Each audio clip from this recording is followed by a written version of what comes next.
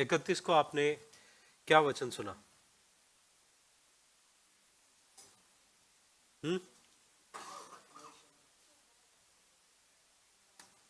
एक मिनट। पहला पॉइंट कौन बोलेगा?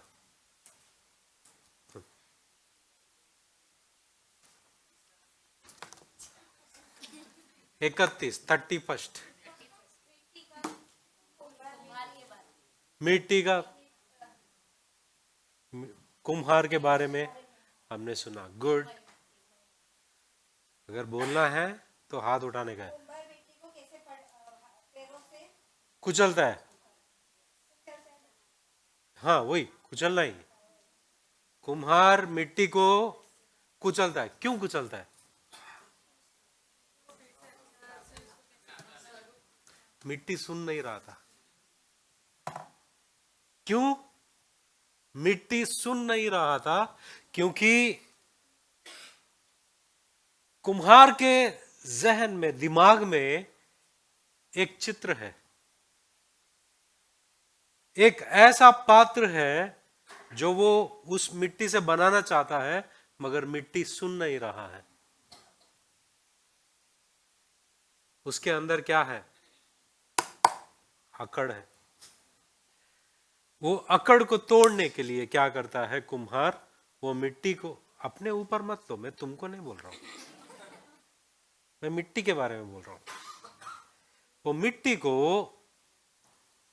एक पड़ल को क्या बोलते हैं, एक खड्डा बनाते हैं और उसमें मिट्टी डालते हैं और पानी मिलाते हैं और उसके ऊपर पूरा दिन वो कुचलते रहता है और उसको बहुत नरम बनाता है। इससे हमें क्या सीख मिली?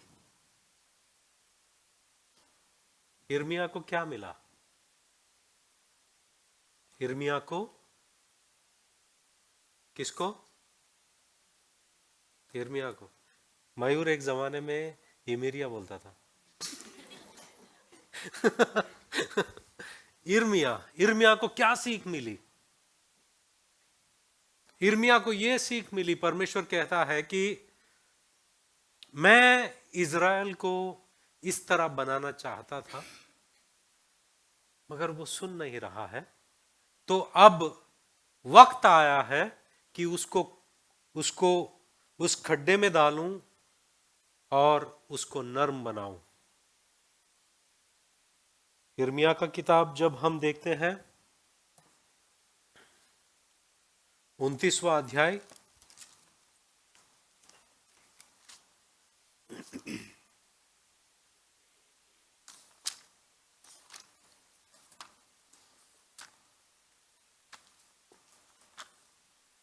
यिर्मयाह का 29,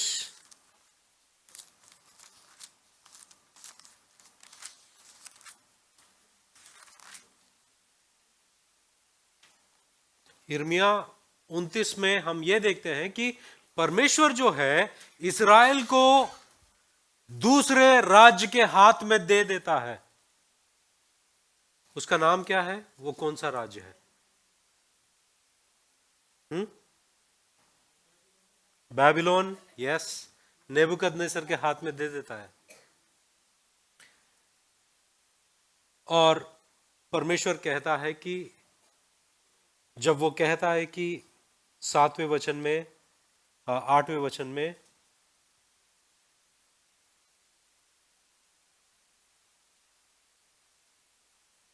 क्या कहता है?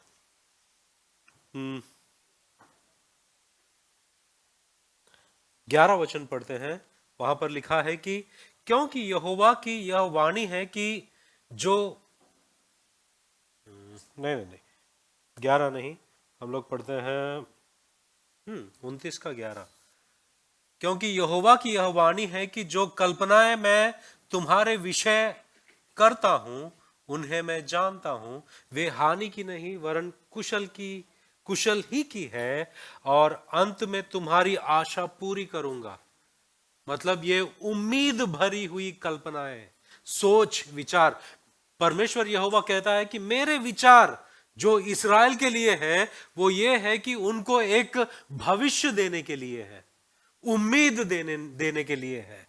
और मेरे कल्पनाएं, मेरे सोच विचार जो है अच्छे हैं, मगर उनके साथ में क्या घटना घट रही है, उनको कुचला जा रहा है। और परमेश्वर कहता है कि मेरे योजनाएं अच्छे हैं तुम्हारे लिए। तो इससे हमने सीख ये देखा है कि परमेश्वर जो है, काफी लोग इन वचनों को लेते हैं और क्या क्या प्रवचन देते हैं, क्या क्या बोलते हैं, मगर नए साल में शायद आपका नया साल वैसा ही रहेगा पिछला साल जैसा था। शायद ये नए साल में आपको बुरे वक्त भी आएंगे, अच्छे वक्त भी आएंगे, मगर परमेश्वर वादा करता है कि मेरी योजनाएं जो है सब कुल मिलाकर तुम्हारी भलाई को उत्पन्न करेगा। जो रोमा की पत्री में 8वें अध्याय में हमने पढ़ा था कि जो कोई परमेश्वर से प्यार करता है, सारे बातें इकट्ठा होकर उसके लिए लाभदायक बनेंगे, उसकी आत्मिक जिंदगी के लिए और उसके परिवर्तन के लिए। क्योंकि परमेश्वर जो है उसकी योजनाएं हमारी जिंदगी में संपूर्ण करना चाहता है। और इन बातों को हमने 31 तारीख को सुना था। मगर ये जो 29 अध्याय यिर्मयाह के जो ग्रंथ में, यिर्मयाह की किताब में 29वें अध्याय में ये जो बातों को हम देखते हैं, पहला वचन से लेकर 15 वचन तक, या जब हम देखते हैं परमेश्वर यहोवा 70 साल के लिए इज़राइल को नेबुकदनेजर के हाथ में दे देता है। ये लोग कितने किलोमीटर चले? 1450 किलोमीटर, तकरीबन 1450 किलोमीटर इज़राइल से लेकर बाबिलोन तक वो चलते रहे। इनको बंदी बनाकर लेकर गए। वहां पर इनके हाथ में एक पत्र मिलता है। परमेश्वर यहोवा यिर्मयाह के जरिए भविष्यवाणी और वचनों को भेजते हैं। वहां पर वचन जाता है और हम यहां पर देखते हैं ये बातों को, जब हम देखते हैं कि उसी वर्ष यिर्मयाह नबी ने उस आशय की पत्री उन पूर्णियों और भविष्यवक्ताओं और साधारण लोगों के पास भेजी जो बंदियों में से बचे थे। उनको नेबुकदनेस्सर यरूशलेम से बाबिलोन को ले गया था। जब हम बाबिलोन के बारे में सुनते हैं, 3 जगह पर मैं सिर्फ तीन जगहों पर मैं एक सोच आपके साथ में बांटना चाहता हूं। एक सोच, पहला जो बाबिलोन के बारे में जब हम सुनते हैं, ये वो शहर है, ये वो नगर है जहां पर इंसान परमेश्वर को छोड़कर, परमेश्वर के खिलाफ जाकर वहां पर खुद का नाम की बढ़ोतरी के लिए कुछ बनाने की कोशिश की। उन्होंने सोचा कि यहां पर एक बड़ी इमारत बनाते हैं जो आसमानों को छुएगा, और हमारे लिए एक नाम बनाएंगे ताकि आने वाले पीढ़ियों को यह पता चले हम कितने महान लोग हैं। वहां पर परमेश्वर का जिक्र नहीं, परमेश्वर का आदर नहीं और परमेश्वर की बढ़ोतरी नहीं है। वहां पर परमेश्वर को बाजू रखकर खुद की बढ़ोतरी के लिए कुछ किया गया शहर है वो बाबिलोन। इंसान के उद्देश्यों को, इंसान के खुद के नाम की बढ़ोतरी के लिए वहां पर एक नगर, एक शहर को बनाया गया, उसको दर्शाता है बाबिलोन। वहां पर भाषाएं अलग हो गई। उसके बाद में यहां पर देखते हैं कि बाबिलोन में इन लोगों को भेजा गया जहां परमेश्वर का नाम नहीं। फिर प्रकाशित वाक्य में देखते हैं हम कि यह नगर को नाश किया गया।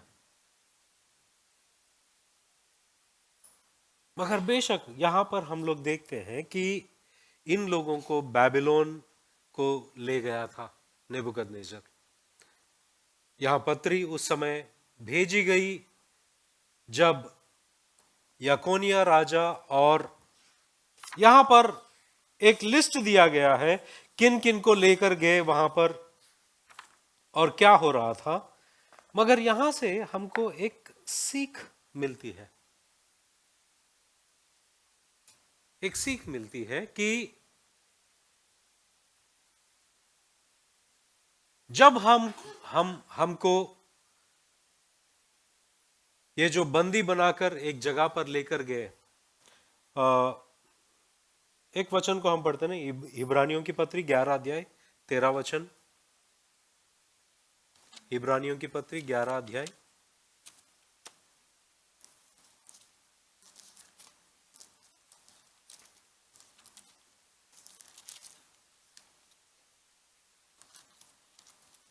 इब्रानियों का 11 अध्याय 11 और 13 वचन में जब हम देखते हैं, ये सब विश्वास ही की दशा में मरे और उन्होंने प्रतिज्ञा की हुई वस्तुएं नहीं पाई, पर उन्हें दूर से देखकर आनंदित हुए और मान लिया कि हम पृथ्वी पर परदेशी और बाहरी है, परदेशी और बाहरी है।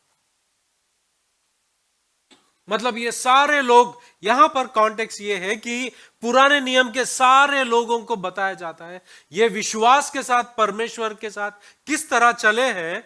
मगर ये लोग जो है उस शहर के लिए, उस नगर के लिए आशा रखकर आगे बढ़ रहे थे कि परमेश्वर ने उस शहर का रचनकार है, जिसने रचना की। और ये लोग इस धरती पर कोई भी चीज की आशा नहीं रखी, कोई भी चीज को अपना बनाने की कोशिश नहीं की, मगर इन लोगों ने दूर से ही उनको दंडवत किया और उस शहर पर देखा जो परमेश्वर जिसका सृष्टि करता है। मतलब ये स्वर्ग की और वो स्वर्गीय यरूशलेम की बात हो रही है। और एक वचन को हम देखते हैं, पहला पत्रस पहला अध्याय और पहला वचन। पत्रस लिखता है, पत्रस की ओर से जो यीशु मसीह का प्रेरित है, उन परदेशियों के नाम। कौन कौन? परदेशियों के नाम जो पुस्तुस, गलातियस, कप्पदोकिया, आसिया और बिथुनिया में तितर बितर होकर रहते हैं। पत्रस की ओर से जो यीशु मसीह का प्रेरित है, उन परदेशियों के नाम। मतलब जो विश्वासी लोग हैं तितर बितर हो गए, मगर ये लोग परदेशी हैं। वही अध्याय में 17 वचन पढ़ते हैं। 17 वचन में, और जबकि तुम हे पिता कहकर उससे प्रार्थना करते हो, जो बिना पक्षपात हर एक के काम के अनुसार न्याय करता है, तो अपने परदेशी होने का समय भय से बिताओ। यह दूसरा वचन। मतलब जितने लोग यीशु मसीह को स्वीकार किए हैं, उन सारे लोगों को परदेशी नाम से जाना जाता है। जो कोई यीशु मसीह को स्वीकार करता है, इस संसार में वो परदेशी बनता है। कैसे कैसे हम परदेशी बनते हैं इस दुनिया में? यहां पर हम पैदा हुए, यहां पर हम बड़े हुए, यहां पर हमने पढ़ाई की, यहां पर शादियां की, बच्चे हैं, पढ़ाई की, सब कुछ, यहां पर नौकरी कर रहे हैं, हमारा आधार कार्ड भी है, मगर उस पे चेहरा अच्छा नहीं है।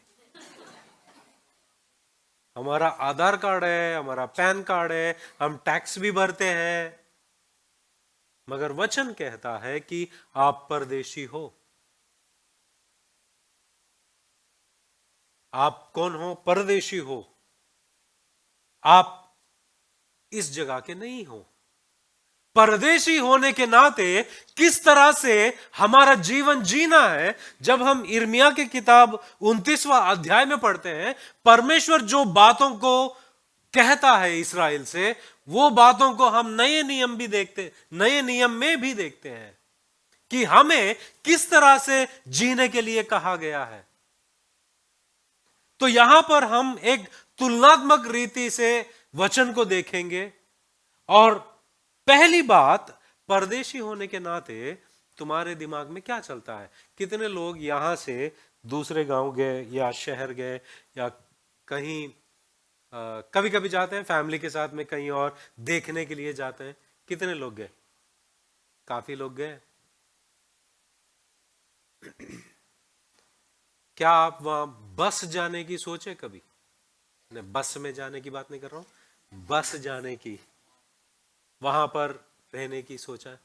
कभी कभी अच्छा लगता है कि यार इधर रह जाओ, मगर रह के करेंगे क्या? कोई सोचता नहीं कि उधर बस जाए। वही बात हम देखते हैं कि यिर्मयाह की किताब में और कुछ वचनों को पढ़ेंगे, फिर हम यिर्मयाह की किताब में जाएंगे। पहला पतरस दूसरा अध्याय में 11 और 12 वचन पढ़ते हैं। हे प्रिय, मैं तुमसे विनती करता हूं कि तुम अपने आप को परदेशी और यात्री जानकर उन सांसारिक अभिलाषाओं से जो आत्मा से युद्ध करती है बचे रहो। अन्य जातियों में तुम्हारा चाल चलन भला हो, ताकि जिन जिन बातों में वे तुम्हें कुकर्मी जानकर बदनाम करते हैं, वे तुम्हारे भले कामों को देखकर उन्हीं के कारण कृपा दृष्टि के दिन परमेश्वर की महिमा करें। और एक वचन पढ़ते हैं, फिलिपियों की पत्री 3 अध्याय 20 वचन।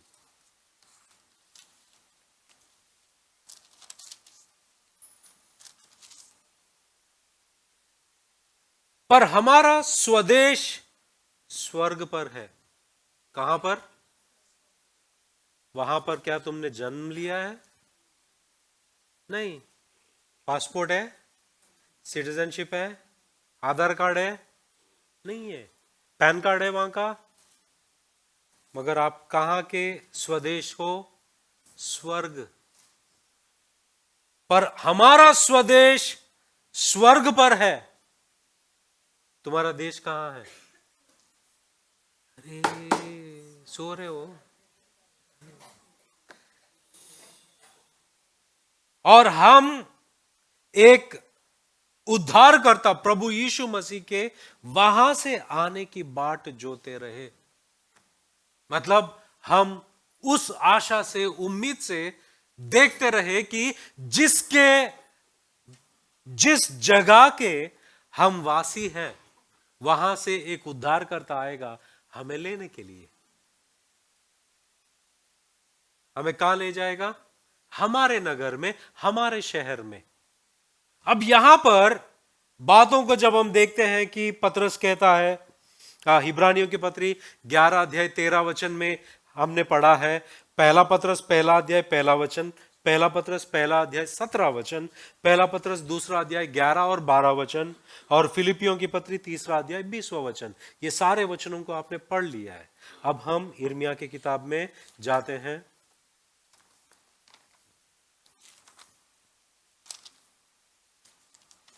29वें अध्याय में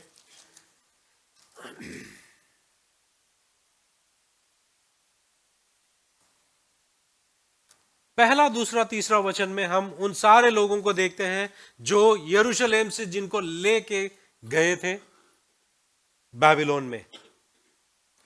उसमें लिखा था, खत में लिखा था, क्या लिखा था? 14वां वचन, 29वां अध्याय 14वां वचन, जितने लोगों को मैंने यरूशलेम से बंदी करके बाबिलोन में पहुंचवा दिया है, उन सबों से इस्राएल का परमेश्वर, सेनाओं का यहोवा यों कहता है, घर बनाकर उनमें बस जाओ, बारियां लगाकर उनके फल खाओ, विवाह करके बेटे बेटियां जन्माओ और अपने बेटों के लिए स्त्रियां ब्याह लो और अपनी बेटियां पुरुषों को ब्याह दो, कि वे भी बेटे बेटियां जन्माएं और वहां घटो नहीं वरन बढ़ते जाओ। ये पहला आज्ञा है। यहां पर परमेश्वर यह कहता है कि जितने दिन आप यहां से निकल के गए हो वहां पर मैं रखा हूं। आप लोगों को वहां पर कौन रखा है? परमेश्वर ने रखा है।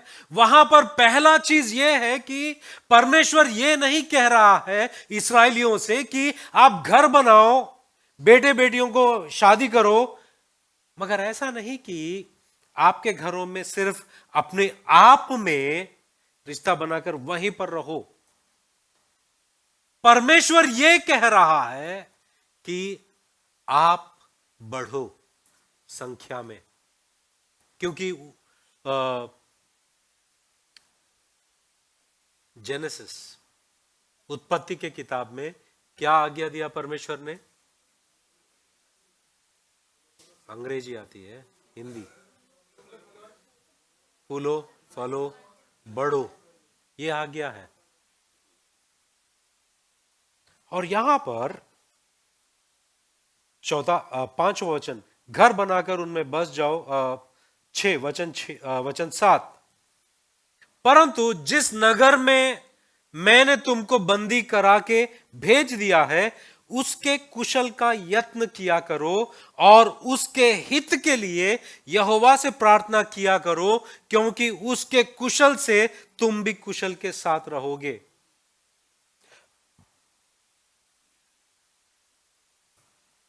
यहां पर परमेश्वर क्या कह रहा है? जैसे आप एक एक्साइल को क्या कहते हैं? परदेशी हो, वहां पर निर्वासी, परदेशी हो, वहां पर रहते हुए, इंसान के शहर में रहते हुए परमेश्वर के शहर को बांधो। इंसान के शहर में रहते हुए परमेश्वर का शहर बांधो। उस शहर के लिए प्रार्थना करो। एक विश्वासी होने के नाते हमारा आदेश यह है कि जितने दिन आप इस दुनिया में रहोगे, आप इस संसार के लिए प्रार्थना करते रहोगे, उसके कुशल के लिए प्रार्थना करते रहोगे और सुसमाचार बांटते रहोगे। जैसे इस्राएली लोग एक देश में गए हैं, वहां पर अगर किसी को सच्चाई पता चलेगा, वो इनके जरिए ही पता चलेगा। अगर सच्चे परमेश्वर के बारे में लोग जान सके, वो सिर्फ इनके जरिए ही जानेंगे, क्योंकि वहां पर वहां के लोगों को सच्चाई पता नहीं। वहां के लोगों के पास कोई शास्त्र नहीं है, वहां के लोगों के पास वचन नहीं है। अगर है तो किसके पास है? इस्राएली लोगों के पास है। इस्राएली लोगों को वहां तो भेजे हैं। और परमेश्वर उम्मीद करते हैं कि आप जिस शहर में गए हो उसके लिए प्रार्थना करो। अरे परमेश्वर, ये नगर में ये लोग आपको मानते नहीं, इसलिए मैं कह रहा हूं प्रार्थना करो उनके लिए। ये लोग आपके सुसमाचार को जानते नहीं, इसलिए मैं कहता हूं प्रार्थना करो और प्रचार करो। मगर ये लोग आपका कदर नहीं करते, इसलिए आप वहां पर, हमने 31 को क्या किया था? एक कैंडल को जलाकर ऊपर रखा था। आप वो कैंडल हो, आप वो रोशनी हो। और परमेश्वर कह रहा है, इस्राएल को कहता है कि तुम अन्य जाति लोगों के लिए इस तरह हो। और हम नए नियम में इसी तरह हैं कि हमारे इर्द गिर्द में कितने लोग हैं जो परमेश्वर को नहीं जानते हैं,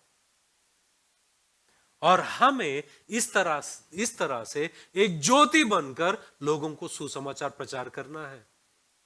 और उनके बीच में जिस तरह की जिंदगी हमें जीना है, हमारी जिंदगी से हम प्रचार कर रहे हैं। पहला जो चीज है, हम परदेसी हैं। इस दुनिया में हम परदेसी हैं। भले ही आपके पास सब प्रूफ रहेगा, मगर वचन कहता है कि आप परदेसी हो, आप यहां के नहीं हो। आपका स्थान कहां पर है? आपका देश कहां पर है? आपका देश कहां पर है? जवाब नहीं बोले, सब मार खाओगे, तुरंत जवाब चाहिए। बराबर? आपका देश कहां पर है? वाह, गुड। आप कहां के निवासी हो? स्वर्ग के निवासी। तो यहां पर क्या कर रहे हो? यहां पर क्या कर रहे हो? कई के लिए परमेश्वर ने आपको यहां पर रखा है। आप कौन हो? जो जिनके दिमाग में जो आया वो बोल रहा है। आप उजाला हो। जो अंधियारे में लोग हैं उनके लिए आप उजाला हो।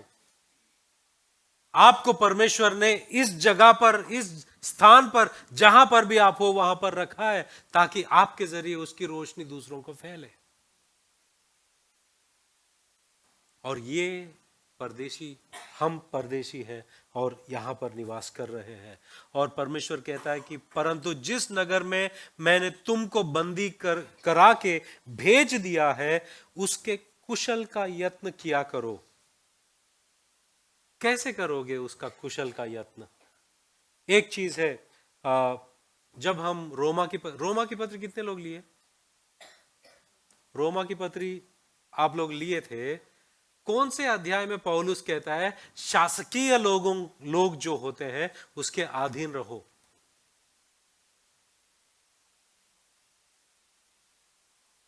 हाँ? मिला? 13 अध्याय में शासन के बारे में पौलुस बात करते हैं कि शासकीय लोगों के अधीन रहो, क्योंकि वो परमेश्वर की ओर से तुम्हारे ऊपर परमेश्वर का दास है। भले ही वो विश्वास ना करता होगा, सारा अधिकार जो है परमेश्वर के हाथों में है। तो परमेश्वर चाहता है कि हम हमारे अधिकारियों के लिए प्रार्थना करें, हम जिस स्थान पर रहे उस जगह के लिए प्रार्थना करें। क्यों? ताकि वो लोग सच्चाई को जाने, ताकि वो लोग मसीह को जाने। परंतु जिस नगर में मैंने तुमको बंदी करके भेज दिया है उसके कुशल का यत्न किया करो और उसके हित के लिए यहोवा से प्रार्थना किया करो, क्योंकि उसके कुशल से तुम भी कुशल के साथ रहोगे। प्रार्थना। जब हम इस बात को देखते हैं, 1 तीमुथियुस की पत्री 2 अध्याय 1 और 2 वचन पढ़ते हैं।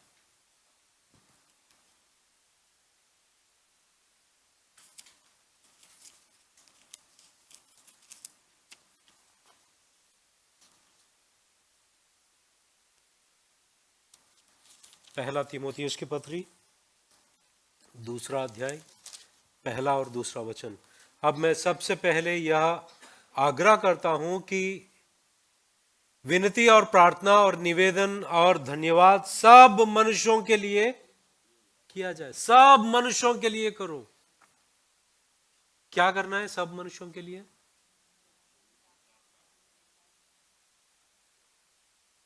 विनती, प्रार्थना, निवेदन और धन्यवाद सब मनुष्यों के लिए किया जाए, राजाओं और सब ऊंचे पद वालों के निमित्त, इसलिए कि हम विश्राम और चैन के साथ सारी भक्ति और गंभीरता से जीवन बिताए। क्या जब हम ये पढ़ते हैं और यिर्मयाह की किताब में पढ़ते हैं, आपको समानता नहीं लगती है? क्या यही बात इस्राएली लोगों को परमेश्वर नहीं कह रहा है?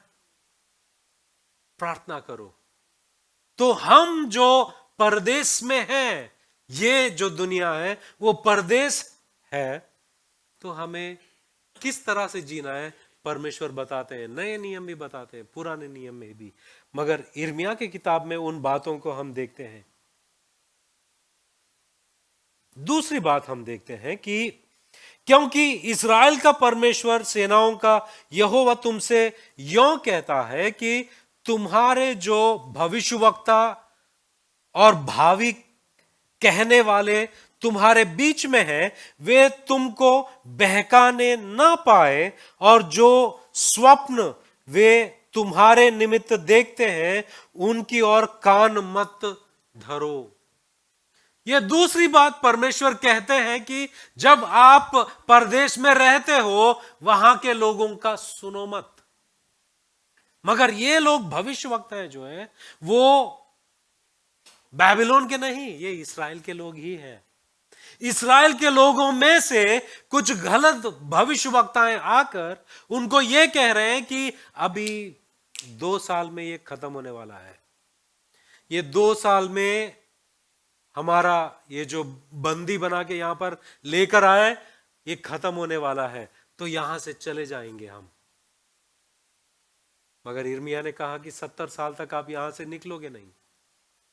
दानियल की किताब में देखते हैं 70 साल के बाद में दानियल जब यिर्मयाह की किताब को भविष्यवाणी को पढ़ते हैं, 70 साल के बाद में परमेश्वर हमें हमारे घर ले जाने वाले हैं, तो वो प्रार्थना करना शुरू करता है, इस्राएल के गुनाहों को कबूल करता है और इस्राएल के लिए प्रार्थना करना शुरू करता है। मगर यहां पर हम बात करते हैं कि बहुत सारे भविष्यवक्ताएं हैं, वो लोग आपको इस तरह से प्रचार करेंगे कि आपका यही स्वर्ग है। क्या आपने सुना है कि परमेश्वर आपको 1 बंगला दे रहा है, 2 बंगला दे रहा है, 1 कार दे रहा है, आप परमेश्वर के पास आओ, आपको परमेश्वर ये देगा वो देगा? सुना है आपने? ये लोग लोगों को परदेसी नहीं बना रहे, निवासी बनाने की कोशिश कर रहे हैं। जो भी प्रचारक इस बात को, आपको कैसे परमेश्वर के करीब जाना है, इस बात को छोड़कर पैसे, धन, दौलत, यीशु मसीह के पास आओ, ये सब मिलेंगे, वो प्रचार करता है, उससे दूर भागो। मैंने ये बात पहले भी बताया था।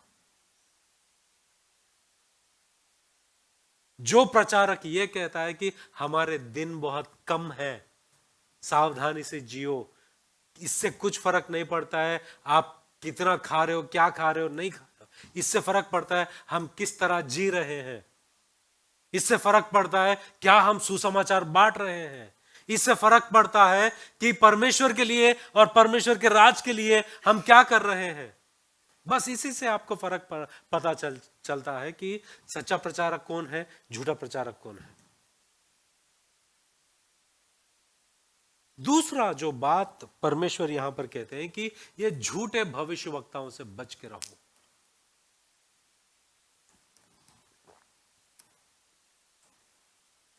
पहला क्या है?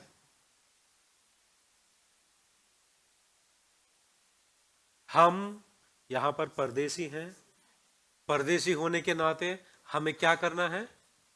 प्रार्थना करना है। प्रार्थना करना है ताकि लोग क्या करें? लोग परमेश्वर को जाने, परमेश्वर की शांति को महसूस करें। यह पहला। दूसरा, झूठे प्रचारक से बचे रहो। झूठे प्रचारक जो है शायद वो बाहर से नहीं निकलेंगे, इधर से मसीह लोगों में से ही निकलेंगे। ये झूठे प्रचारक, ये लोग आपको ये सब लालच देंगे कि आप स्वर्गवासी होने के लिए दूर जाते हो।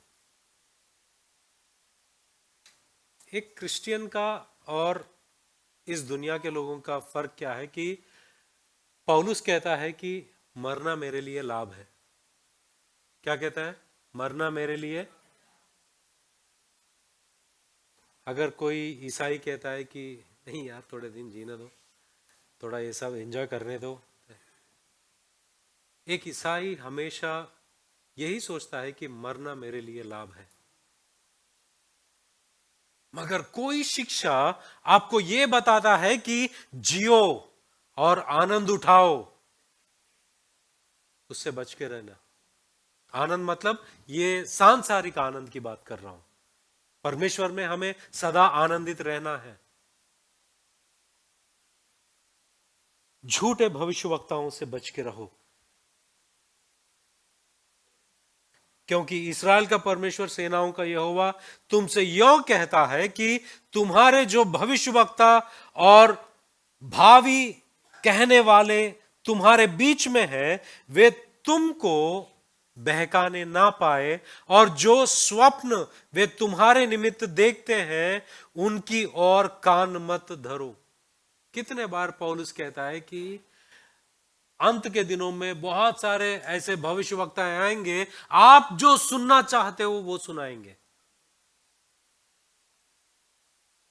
आप जो सुनना चाहते हो वही सुनाएंगे वो। इनसे बच के रहना। 9वां वचन में हम देखते हैं, क्योंकि वे मेरे नाम से तुमको झूठी भविष्यवाणी सुनाते हैं, मैंने उन्हें नहीं भेजा, मुझ यहोवा की यह वाणी है। झूठे भविष्यवक्ताओं से, झूठे प्रचारकों से, झूठे सिद्धांतों से बच के रहना। यहां पर और एक बात है, भले ही ये एक झूठ है, एक झूठ ऐसा है कि सच जैसा लगता है। कैसा लगता है? सच जैसा लगता है। एक विश्वासी को दोनों चीजों में फर्क करना बहुत जरूरी है। सच और सच जैसा लगता है, इन दोनों के बीच में। सब कुछ सच जैसा ही लगता है मगर सच है नहीं। इन दोनों में फर्क करना। और एक चीज मैं बताना चाहूंगा यहां पर कि जब भी कोई राज्य, कोई शासन दूसरे राज्य के लोगों को बंदी बनाकर ले जाते हैं, जब बंदी बनाकर ले जाते हैं, वहां के तौर तरीके सिखाना शुरू करते हैं। इन सारे बंदियों को बिठाकर इनको वहां के तौर तरीके सिखाएंगे कि आप बंदी हो, आप हमारे राज्य का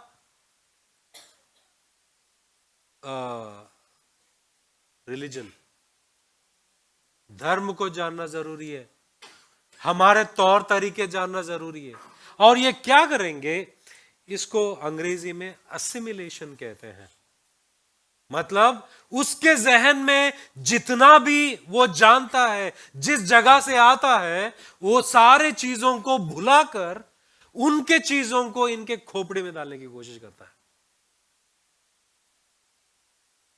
इसको, ताकि वो लोग जहां से निकलकर बंदी बनकर यहां पर आए, ये लोग जिस जगह में वो लोग हैं उसके तौर तरीके सीखे और उनके अनुसार चले। हम यहां पर हैं और बहुत सारे तौर तरीके इस दुनिया के हैं, और परमेश्वर कहता है कि इस संसार के सदृश ना बनो। क्या? इस संसार के सदृश ना बनो। आपका मन परिवर्तन होना चाहिए ताकि आप परमेश्वर की इच्छा क्या है जानो। एक परदेशी होने के नाते एक स्वर्गीय इच्छा है हमारे जिंदगी के लिए, और वो शाश्वत है। ये स्वर्गीय इच्छा जानने में हमें दिन रात लगाना है ताकि हम उसकी रीति से जीवन बिताए, ना तो इस संसार की रीति से। इस संसार के सदृश ना बनो, बेबीलोन की तरह मत चलो। हां, आप बेबीलोन में हो मगर बेबीलोन के तौर तरीके मत अपनाओ। यस, ये तीसरा मुद्दा है। परदेशी होने के नाते परमेश्वर कहता है इस्राएली लोगों से, आप वहां पर फूलो, फलो, सब करो, मगर उनकी तरह मत करना, उनकी तरह रहन सहन मत करना। 10वां वचन में हम देखते हैं कि यहोवा यों कहता है, बेबीलोन के 70 वर्ष पूरे होने पर मैं तुम्हारी सूदी लूंगा। क्या कहता है? मैं तुम्हारी सूदी लूंगा। बेबीलोन के 70 वर्ष पूरे होने पर मैं तुम्हारी सूदी लूंगा और अपना यह मन भावना वचन कि मैं तुम्हें इस स्थान में लौटा ले आऊंगा और पूरा करूंगा। मतलब परमेश्वर कहता है कि 70 साल के बाद में मैं तुम्हारी सूदी लूंगा, मतलब मैं तुमको लेने के लिए आऊंगा, मैं तुमको लेने के लिए आऊंगा। और कहां ले जाऊंगा? जो स्थान तुम्हारा है वहां ले जाऊंगा। चौथा ये जो वचन, चौथी बात यह है कि एक जो इंसान होता है जो यीशु मसीह को स्वीकार करता है, उसका पूरा ध्यान कब मेरा मसीहा आएगा और मुझे ले जाएगा, या मैं कब उसके पास जाऊं। क्योंकि परमेश्वर जो है, यहां पर जब ये बात कहता है,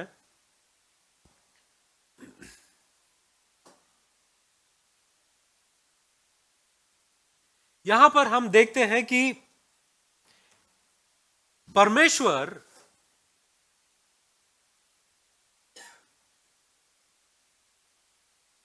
कहता है कि मैं तुम्हारी सूदी लूंगा 70 साल के बाद में। एक ऐसा ही वचन जिससे मिलता जुलता यूसुफ के जमाने में देखते हैं। यूसुफ मरने से पहले कहता है कि मैं तो मर रहा हूं, मगर परमेश्वर आपकी सूदी लेगा और यहां से आपको ले जाएगा, यहां से आपको ले जाएगा। क्यों कह रहा था यूसुफ ये बात? वो ये इसलिए कह रहा था कि भले ही आप लोग यहां पर रहोगे, इस मिस्र में आपको खाने पीने के लिए बहुत कुछ है, पूरे संसार में अकाल पड़ी है, सिर्फ यहां पर खाना है, वो भी मेरे वजह से परमेश्वर ने आप लोगों को यहां पर लाया है। मगर यहां पर सेटल होने का सोचो मत, यहां पर बस जाने का सोचो मत, क्योंकि मैं तो जा रहा हूं, परमेश्वर आपकी सूदी लेगा, मतलब परमेश्वर आएगा आपको यहां से ले जाएगा।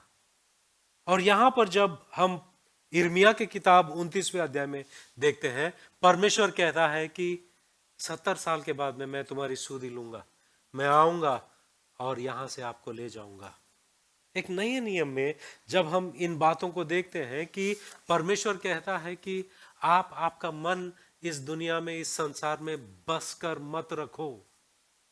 अगर बसा कर रखते हो, आप उस आशा की ओर कभी देखोगे नहीं कि यहां से मुझे जाना है और मेरे मसीह के साथ रहना है। ये उम्मीद आपके दिल में कभी नहीं रहेगी। आप सिर्फ यही सोचते रहोगे, इस संसार में और कैसे मैं आनंद उठाऊं, और कैसे मैं इस संसार में आनंद को और बढ़ाऊं। जो इंसान परदेसी के नाई जीता है, उसके मन में यह नहीं रहेगा कि मैं परदेसी होते हुए यहां पर जहां रह रहा हूं, यहां पर बसने की कोशिश कैसे करूं, यहां पर कैसे मैं जिंदगी गुजारूं, इसके बारे में सोचेगा नहीं। परदेसी हमेशा अपने घर के बारे में सोचता है।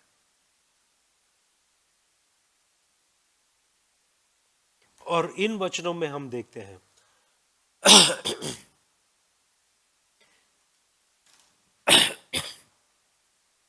पहला पतरस में हमने देखा है इन बातों को कि पतरस कहता है, पहला पतरस पहला अध्याय 17 वचन,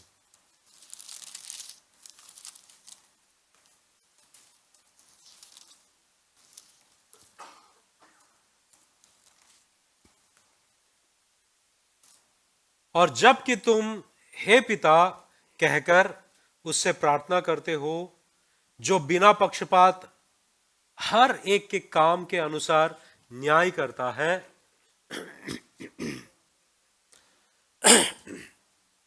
तो अपने परदेशी होने का समय भय से बिताओ, भय से बिताओ, क्योंकि तुम जानते हो कि तुम्हारा निकम्मा चाल चलन जो बाप दादाओं से चला आता है, उससे तुम्हारा छुटकारा चांदी सोने अर्थात नाशवान वस्तुओं के द्वारा नहीं हुआ, पर निर्दोष और निष्कलंक मेमने अर्थात मसीह के बहुमूल्य लहू के द्वारा हुआ है। यहां पर पतरस कहता है कि हमारा छुटकारा चांदी सोना से नहीं हुआ है, हमारा छुटकारा यीशु मसीह के लहू से हुआ है, और हम यहां के परदेसी बन गए। और हमारा चाल चलन कैसा है? भय के साथ बिताओ। तुम्हारा परदेशी होने का समय भय भय से बिताओ। हमको यहां भय से बिताना है क्योंकि वो न्याय करने वाला है। जब आप बेबीलोन में रहोगे, भय के साथ बिताओ। बेबीलोन के तौर तरीके सीखो मत, बेबीलोन के तौर तरीकों के सदृश मत बनो, इस संसार के सदृश ना बनो। दूसरा अध्याय 11 और 12। हे प्रियो, मैं तुमसे विनती करता हूं कि तुम अपने आप को परदेशी और यात्री जानकर उन सांसारिक अभिलाषाओं से जो आत्मा से युद्ध करती है। सांसारिक अभिलाषाएं क्या करती है?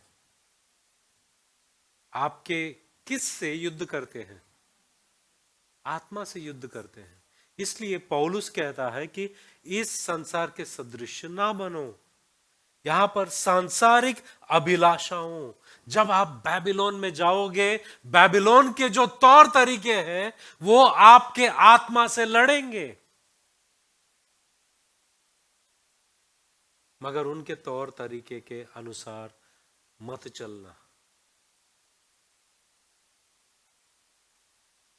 ये आपके आत्मा से युद्ध करती है। कितने लोगों को ये युद्ध महसूस होता है हर दिन? कितने लोग ये युद्ध लड़ते हैं? हर एक। ऐसा कोई नहीं जो कहता है कि मैं ये जंग नहीं लड़ रहा हूं। ये वही कहेगा कि जो आत्मिक रीति से उन्नति नहीं पा रहा है, वो विश्वासी कहेगा कि मुझे जंग नहीं लड़ना है, मैं हार गया हूं, मैं मजे उठाऊंगा उधर। मगर जो जंग लड़ना चाहता है, जो यीशु मसीह के लिए जीना चाहता है, सिर्फ वही ये जंग लड़ना शुरू करता है।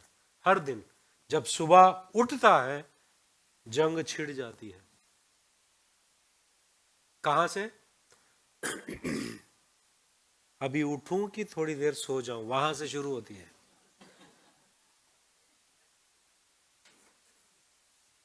कि नहीं? थोड़ी देर और सो जाऊं, वहां से जंग शुरू होती है। बिस्तर से उठ के प्रार्थना करूं या नहीं, वहां से स्टार्ट। अब वहां से लेके फिर रात तक।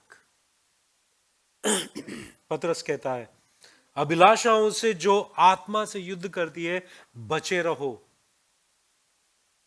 सेकंड पतरस कहता है कि अन्य जातियों में तुम्हारा चाल चलन भला हो। भले ही आप बेबीलोन में रहते हो, इंसान के नगर में रहते हो, मगर परमेश्वर के नगर के वासी हो। उस तौर तरीके, इस तरह से जियो, जब आपको देखेंगे वो परमेश्वर का आदर करे, परमेश्वर की महिमा करे। क्या यूहन्ना की सुसमाचार में यही कहता है यीशु मसीह कि जब आपके भले कामों को देखें, वो परमेश्वर की स्तुति करे। पतरस कहता है, अन्य जातियों में तुम्हारा चाल चलन भला हो, ताकि जिन जिन बातों में वे तुम्हें कुकर्मी जानकर बदनाम करते हैं।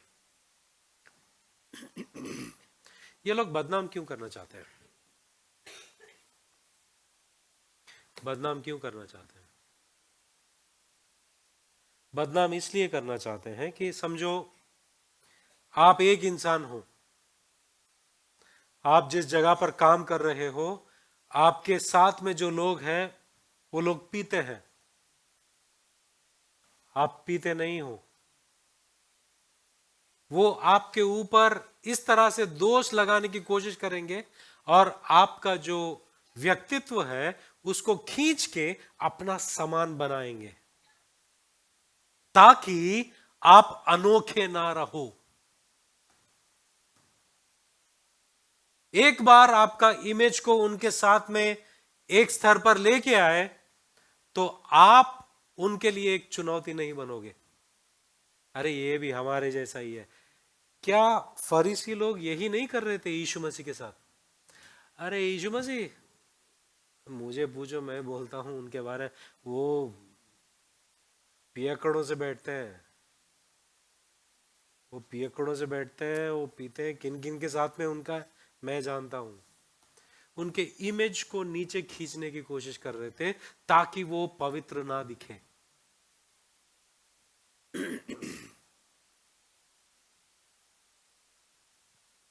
पतरस कहता है कि जब बेबीलोन में हो उनके तौर तरीके मत सीखना, उनके रीति से मत चलना। मतलब नो कॉम्प्रोमाइज, कॉम्प्रोमाइज मत करना। आप परमेश्वर के हो, परमेश्वर के संतान हो, परमेश्वर के नाई जियो। पहली बात क्या सीखा आपने? हम कौन है? नेक्स्ट क्या? नहीं, हाँ हाँ, हम स्वर्गवासी हैं। स्वर्गवासी कैसा रहेगा अगर हम हमारे घर में अपना खुद का फोटो रखें और उसके ऊपर ऐसे स्वर्गवासी।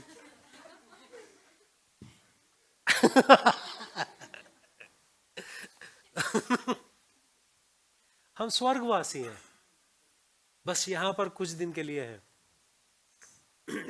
पहला मुद्दा यह है कि यहोवा परमेश्वर इस्राएली लोगों से कहता है कि जब आप बबलोन जाओगे, जहां पर हो, जहां पर मैंने रखा है, उस नगर, उस शहर के लिए प्रार्थना करो,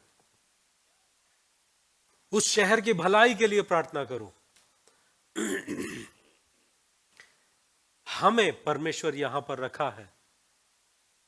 शहर और नगर जो है उसकी भलाई, मतलब हम दीवारों की बात नहीं कर रहे, इंसानों की बात कर रहे हैं। उनकी भलाई कैसे होगी? पहली बात, हम उनके लिए ज्योति बन कर रहे हैं ताकि उनको मार्ग दिखाई दे। दूसरी बात, उनके लिए प्रार्थना करें, उनके उद्धार के लिए प्रार्थना करें।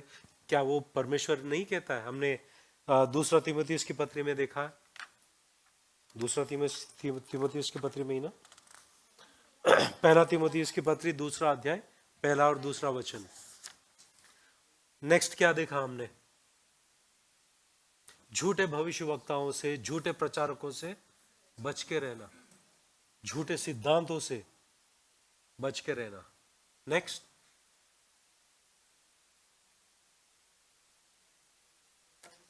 संसार के सदृश्य ना बनना, बेबीलोन के रीति रिवाजों का अनुकरण मत करना। नेक्स्ट,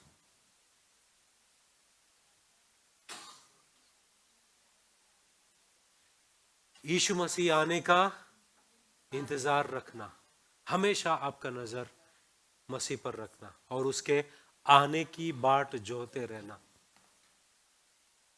प्रार्थना करते हैं।